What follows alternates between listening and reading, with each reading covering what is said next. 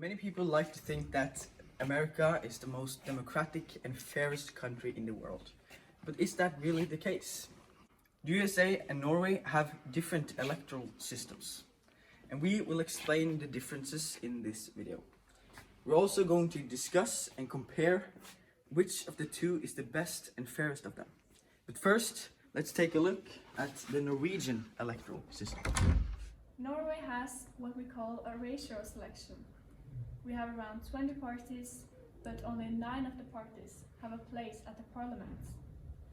All people over the age of 18 with a Norwegian passport can vote.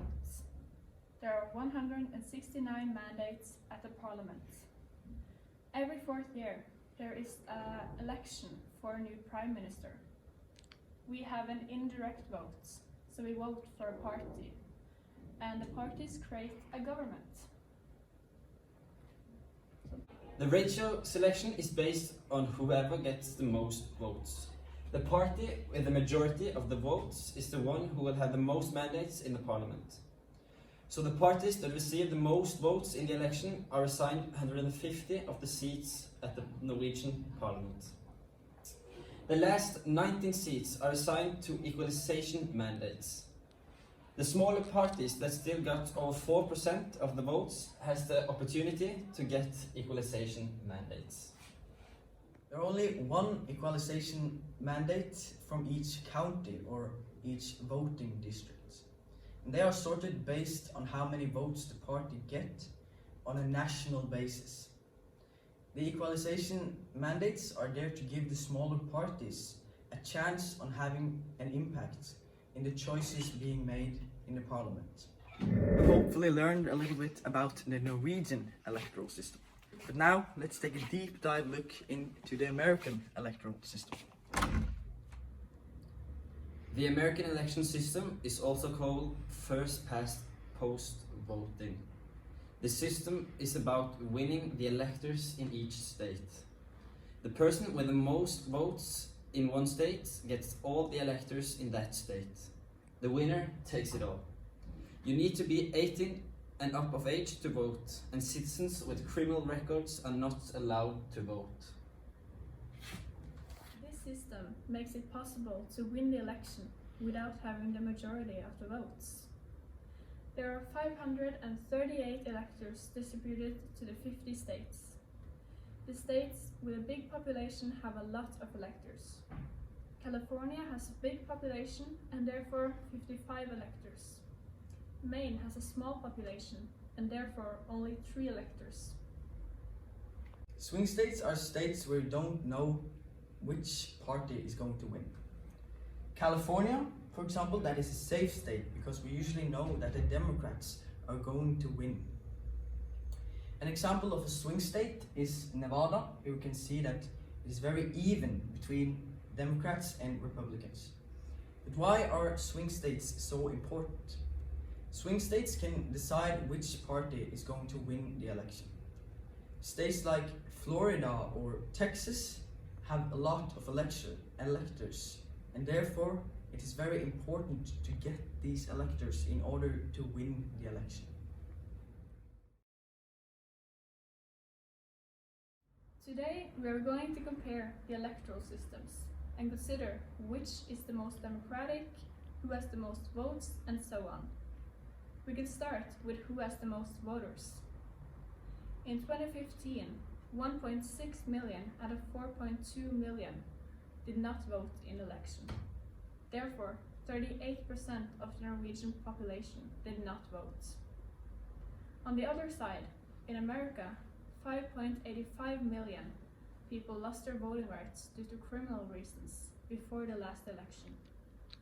In a 2016 election, 136 million out of 250 million people who could vote did not vote. 54% did not vote.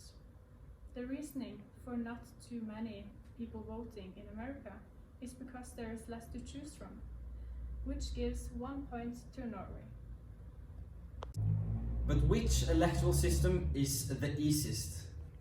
First past the post systems are usually praised for being simple to use and easy to understand. A valid vote requires only one mark beside the party, which makes the votes easy to count for the electoral offices. When you vote in Norway, you can choose between different party lists. In this way, you get more papers and it takes longer to count the votes.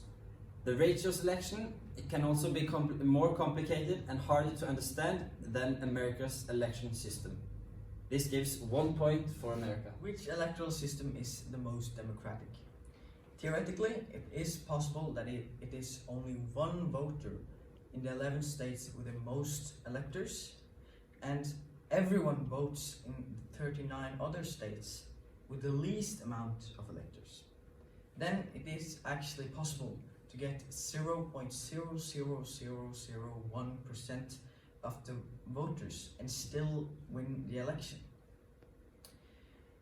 With this system, you can actually win the election without having the majority of the votes. And there is a less crooked election in Norway. A county like Finnmark is a big county and therefore a lot of mandates.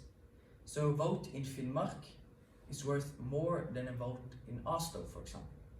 But this isn't necessarily bad for democracy, because this makes it easier for the minorities to come through with cases.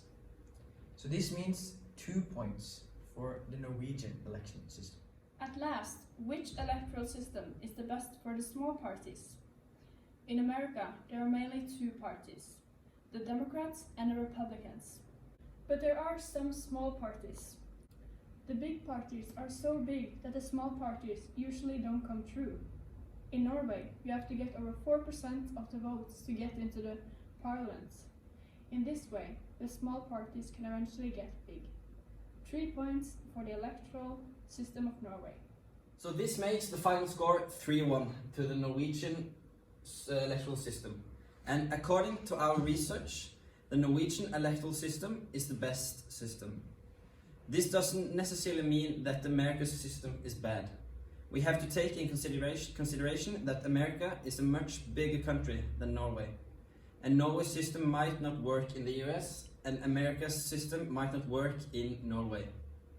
Norway and America is very different, but similar in some ways.